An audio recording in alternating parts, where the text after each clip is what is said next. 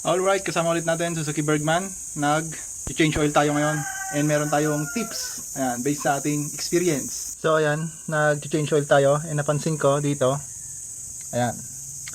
Malapit na namang ma-round head. Ayan o, nagsisimula na. Malapit na namang ma-round head itong ating drain bolt. Ayan, yung drain bolt natin.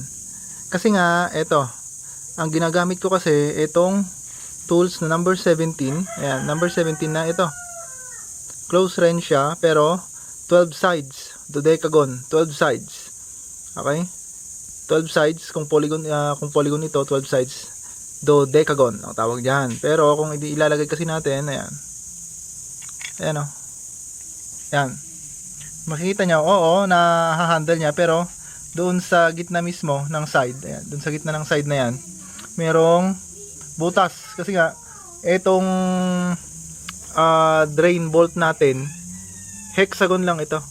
Hexagon, ibig sabihin, polygon siya, na 6 lang yung side. Kaya kung 6 yung side, dapat ang gagamitin din natin ay yung tamang tools para maiwasan natin yung pagkabungi ng mga edge. Ayan, nabubungi kasi, kaya na round head. Dapat ang tamang tools na gagamitin natin, ito yung pang 6 sides din. Ayan, hexagon. Ayan. Swak na swak. Kahit galawin mo, walang butas doon sa bawat edge. Ayan. So kung mag-change oil kayo, tatanggalin nyo tong drain bolt, drain plug na ito. Dapat tamang tools ang gamitin natin. Ayan. Huwag ito. Kahit close range siya at kaya niyang i-hold. Pag nagkakamali-kalihusay tayo ng pag-ikot, imbis na counterclockwise, ang nangyayari.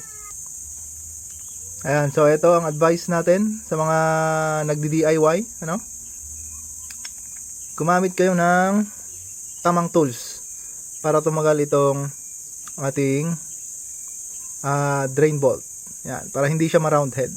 So 6 sides, hexagon, dapat 6 sides din yung pangtanggal natin na klase ng wrench. Oo, kahit parehas silang 17 yung size, 17, ayan, 17 ito. Ayan, 17 din ito. Ayan 17. Kahit parehas silang 17, magkaiba sila ng sides. Okay, magkaiba ng sides. So dapat yung naaayon dapat. Okay, kung 6 ang side nito, yung 6 din na side ang gamitin natin. Ayan, para tumagal